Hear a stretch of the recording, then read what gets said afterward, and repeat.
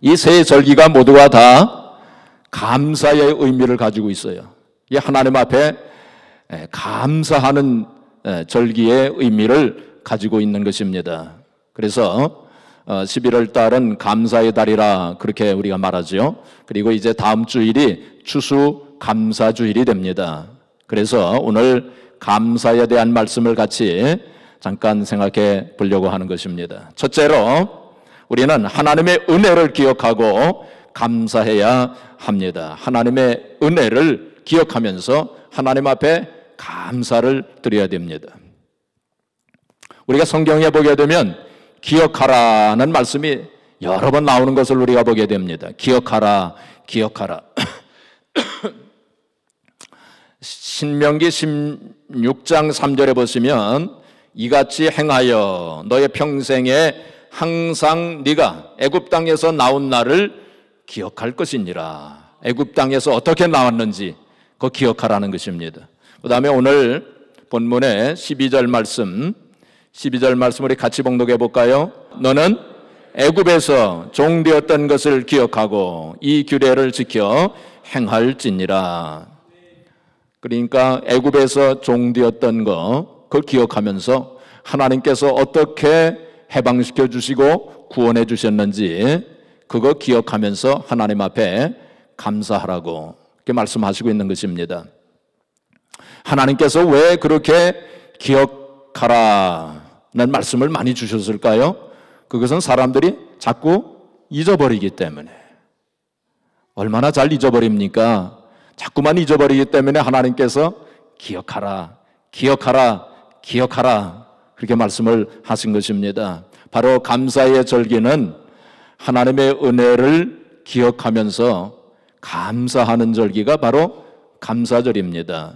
이 감사라고 하는 단어는 유카리스테오라고 하는 헬라 말을 썼습니다. 이 유카리스테오라고 하는 단어는 원래가 은혜라고 하는 단어에서 나온 단어입니다. 은혜.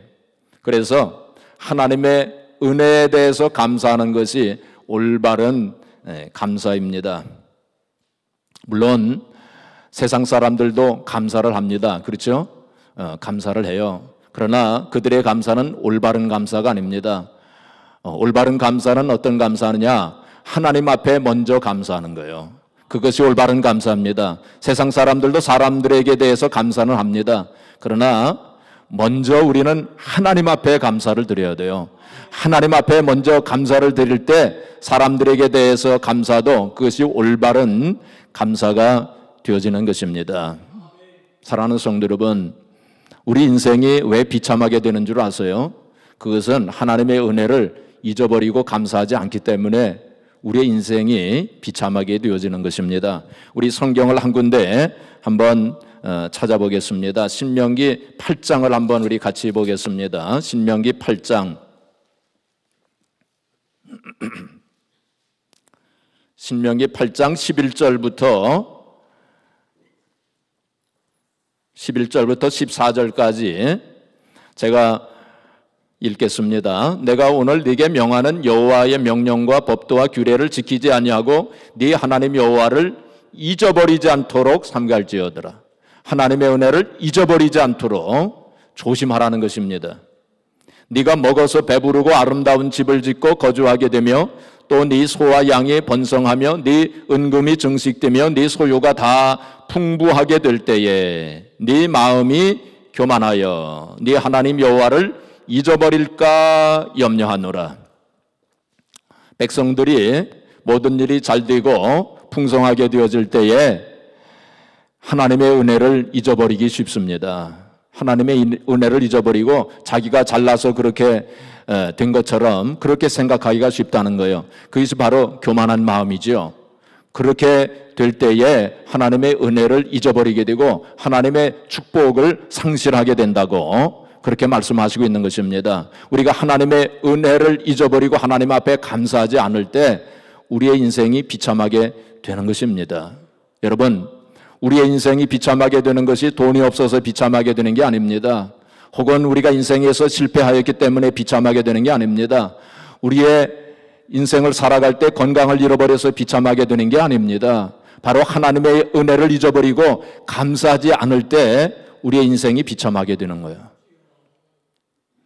우리가 말이죠, 신앙생활을 잘 하는지 못하는지 지금 이 시간 우리 자신을 점검해 볼 필요가 있어요. 그걸 점검할 수가 있습니다. 내가 지금 신앙생활 잘 하는지 못하는지 그거 금방 알 수 있어요. 그게 뭔지 아세요? 우리 신앙의 바로미터라고 할 수 있는데, 내 마음속에 정말로 하나님의 은혜를 생각하면서 감사하는 마음이 있으면 지금 신앙생활 잘 하시고 있는 것입니다.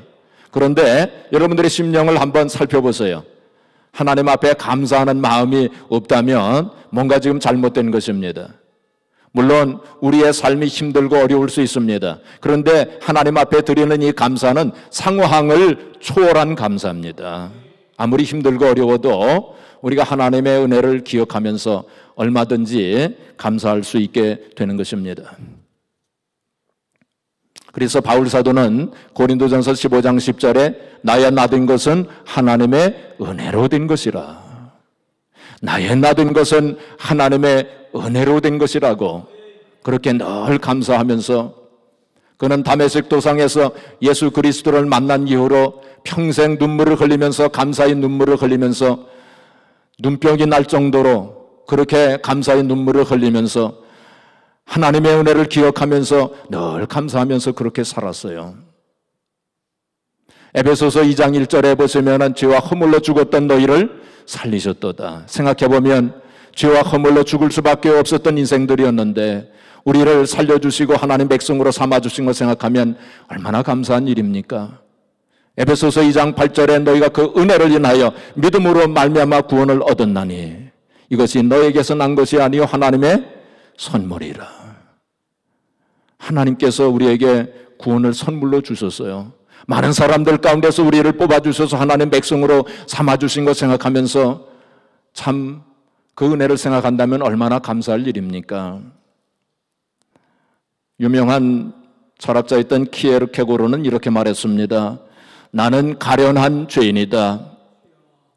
그러나 하나님께서 나를 책임져 주시고 나를 위해 내가 기대한 것 이상의 말할 수 없이 귀한 은혜를 내게 주셨다. 내가 현재 그의 저 영원한 나라를 갈망하는 오직 한 가지 목적은 나 자신을 위해서가 아니라 그의 은혜에 감사하기 위한 것이다.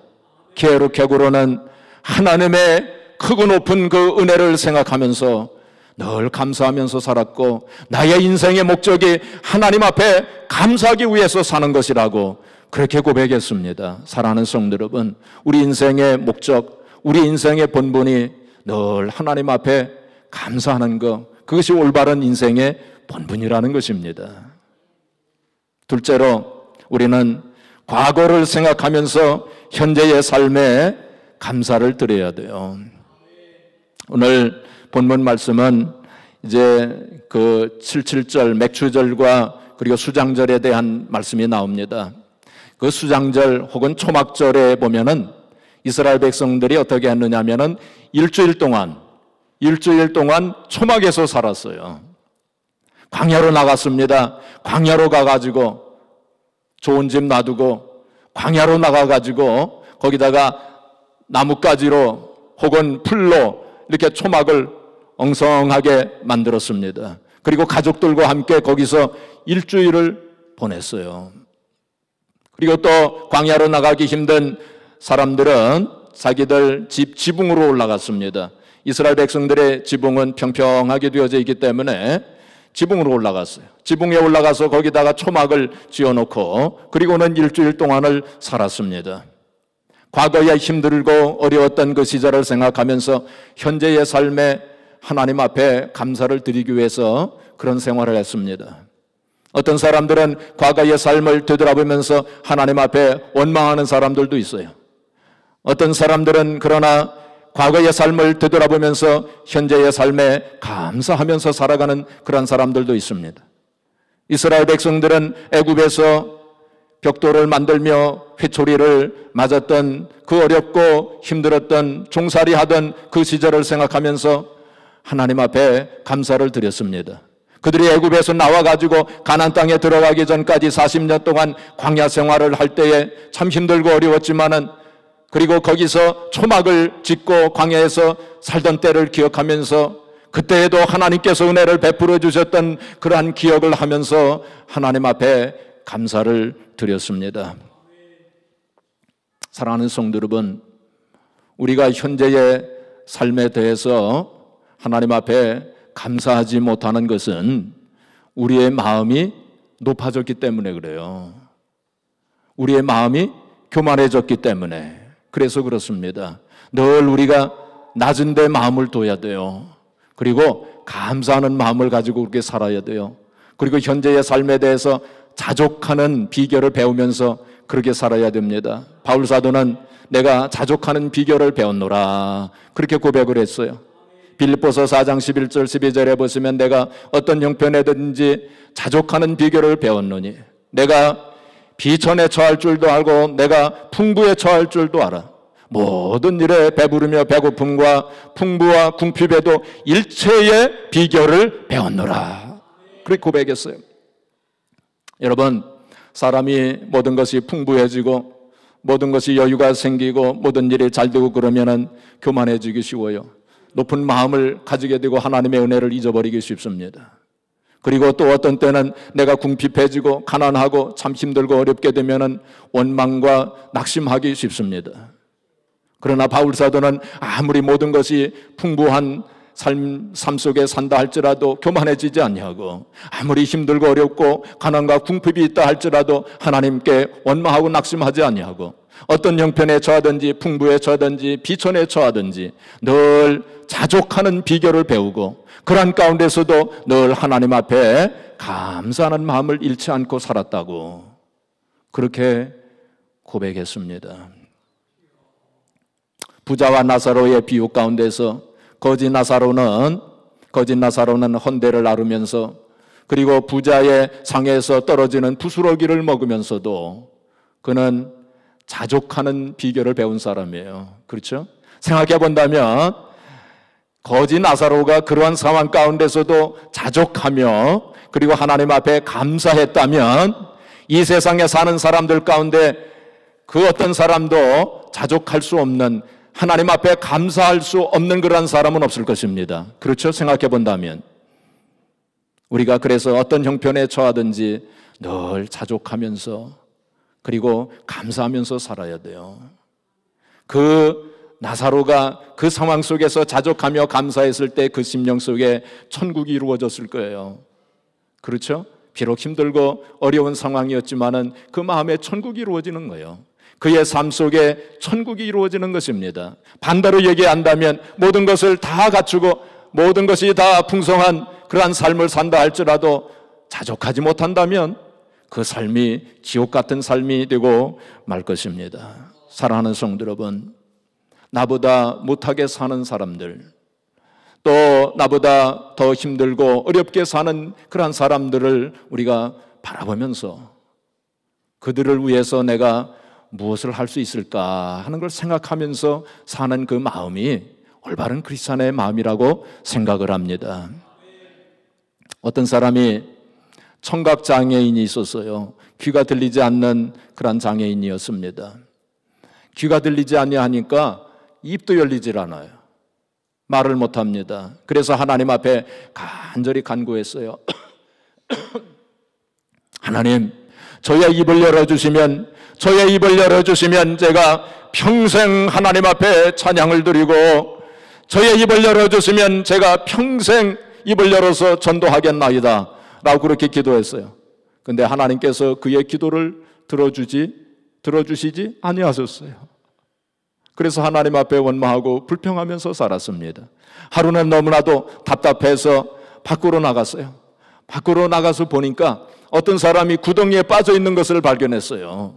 그래서 얼른 건져주었습니다. 그 구덩이에 빠진 사람 건져줘서 보니까 이 사람은 눈을 보지 못하는 사람이에요. 보지 못하는 맹인이었습니다. 그것을 보면서 이 청각장애인이 하나님 앞에 회개했다는 것입니다.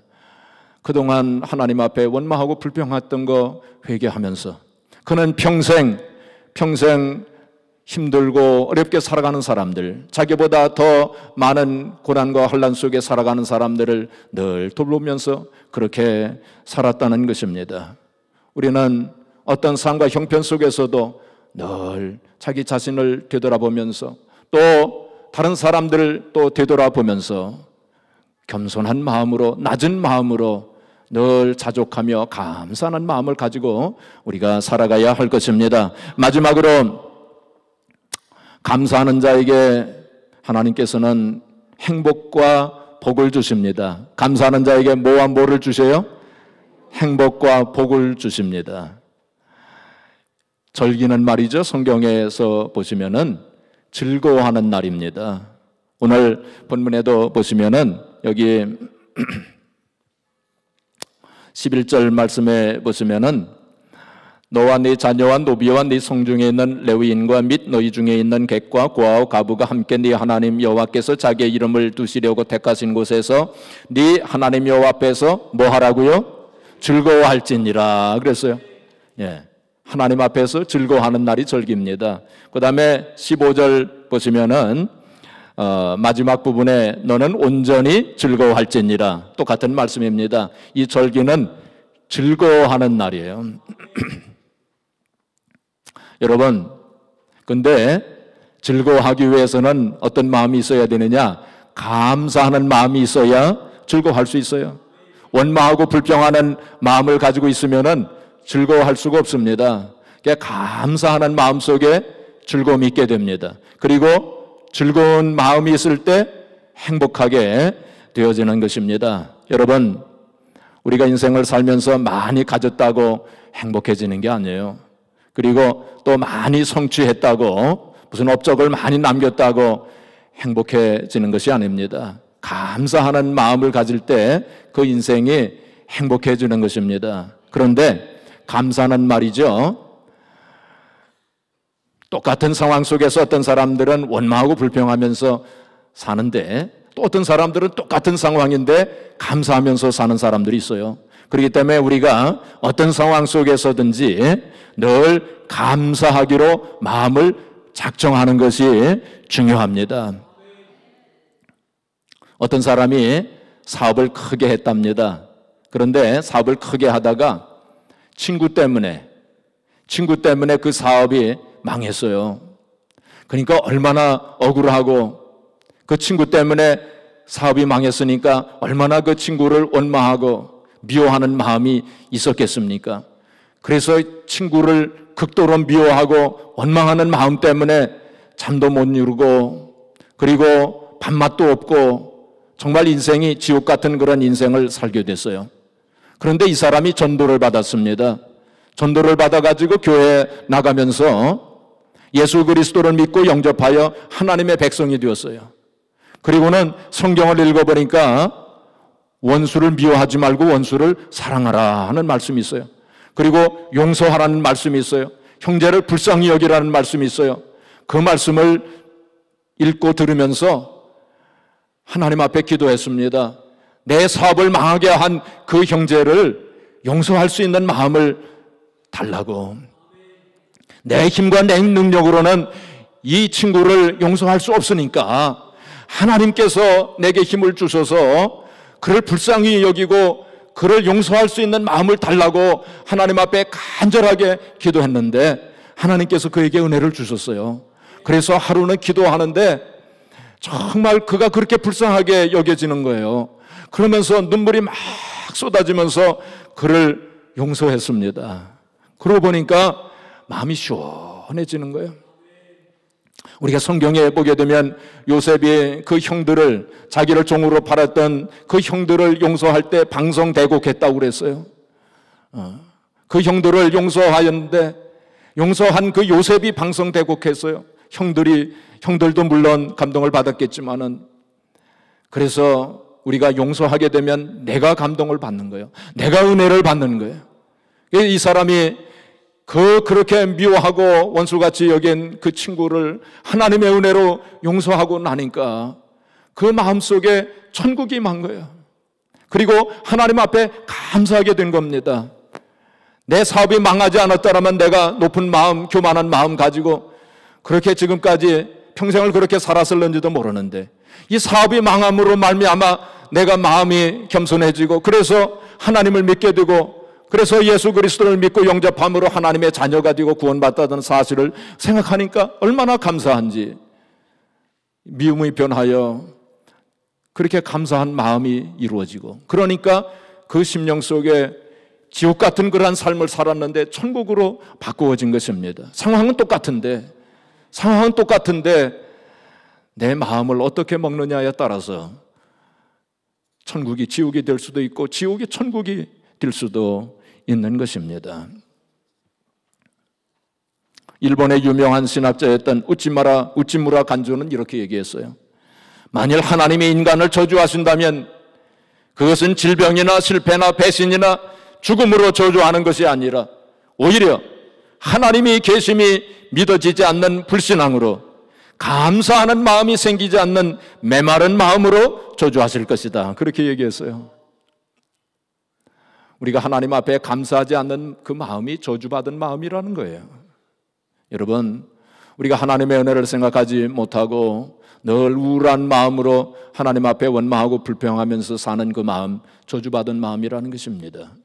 반대로 얘기한다면 우리가 비록 힘들고 어렵지만은 그렇지만 하나님의 은혜를 생각하면서 늘 감사하는 마음으로 살아가는 그 마음이 복받은 마음이라는 것입니다. 여러분, 우리가 잘 아는 말씀이 있죠. 데살로니가전서 5장 18절에 범사에 감사하라는 말씀이 있어요. 그런데 그 말씀을 조금 더 확대해서 하신 말씀이 있어요. 에베소서 5장 20절에 보시면은 범사에 우리 주 예수 그리스도의 이름으로 항상 아버지 하나님께 감사하라 그런 말씀이 있어요. 예. 그러니까 에베소 5장 20절은 우리가 간단하게 본다면 범사에 항상 감사하라. 예. 데살로니가전서 5장 18절보다 항상이라고 하는 단어가 더 들어가 있어요. 한번 따라서 하십시다. 범사에 항상 감사하라. 다시 한번 시작. 범사에 항상 감사하라. 꼭 기억하시길 바랍니다. 범사에 감사하시는데 그것도 가끔씩이 아니라 항상 감사하라. 범사에 항상 감사하라. 제가 감사절기 때마다 드리는 말씀이 있어요. 스펄전 목사님이 뭐라고 얘기하셨냐면 반딧불을 보고 감사하는 자에게 촛불을 주시고 촛불을 보고 감사하는 자에게 전깃불 주시고 전깃불 보고 감사하는 자에게 밝은 태양빛을 주시고 밝은 태양빛을 보시고 감사하는 자에게 하늘에 찬란한 영광의 빛을 주신다. 할렐루야. 우리가 감사할 일이 얼마나 많습니까? 그렇죠? 우리가 작은 일까지 우리가 생각해 본다면 감사할 일이 굉장히 많아요. 우리가 생각하지 않아서 그렇지. 여러분, 작은 일이라도 늘 하나님 앞에 감사하는 마음을 가지시길 바랍니다. 그리고 또 범사에 감사하세요. 범사라고 하는 건 무슨 뜻입니까? 일이 잘 되고 또 형통하게 될 때만 감사하는 것이 아니라 일이 잘 안 되고 힘들고 어려울 때에도 감사라는 거예요. 하나님께서 합력하여 선을 이루어 주시고 그리고 전화의복으로 만들어 주실 줄 믿기 때문에 또한 그러한 어려움과 고난과 문제를 통해서 우리를 훈련시키시고 우리를 성숙한 크리스찬으로 만들어 주시고 우리를 단련해 주시옵소서. 그렇게 해 주실 걸 믿기 때문에 그래서 우리가 그러한 가운데서도 감사하는 거예요. 시편 57편 7절에 보시면 다윗이 뭐라고 고백했냐면 내 마음이 확정되었고 확정되었사오니 내가 노래하고 찬송하리로다. 그리고 그 9절 말씀에 보시면 내가 만민 중에서 하나님 앞에 감사하리로다 라고 그렇게 고백했어요. 지난번에도 한번 말씀을 드렸지만은 다윗이 그러한 고백을 한 그때는 다윗이 일이 잘 되고 형통할 때 그런 고백을 한 것이 아닙니다.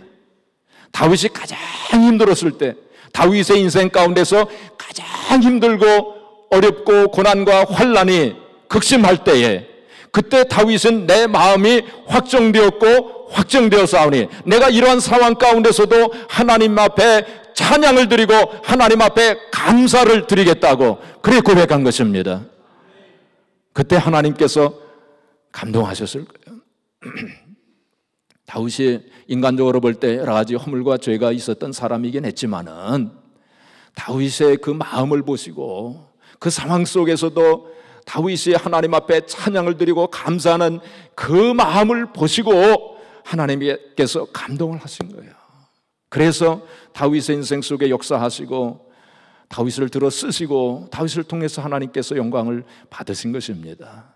사랑하는 성도 여러분, 감사의 절기를 맞이해서 우리의 삶을 되돌아보면서 내가 그동안 하나님의 은혜를 생각하지 못하고 감사하지 못하고 오히려 하나님 앞에 원망하고 불평한 거 우리가 하나님 앞에 진실한 마음으로 회개하시기를 바랍니다. 그리고 하나님께서 우리에게 베풀어 주신 은혜를 생각하면서 무엇보다도 나의 영혼을 구원해 주시고 우리에게 영생의 소망을 주신 우리 하나님 앞에 늘 감사하면서 그리고 과거의 삶을 되돌아보면서 현재의 삶에 감사하고 범사에 감사하고 작은 일도 하나님 앞에 감사함으로 말미암아 우리의 마음속에 즐거움이 충만하고 그래서 우리의 심령 속에 천국이 이루어지고 그래서 하나님 앞에 영광을 돌리고 하나님 앞에 쓰임받는 저와 여러분들이 되어지기를 주님의 이름으로 축복합니다.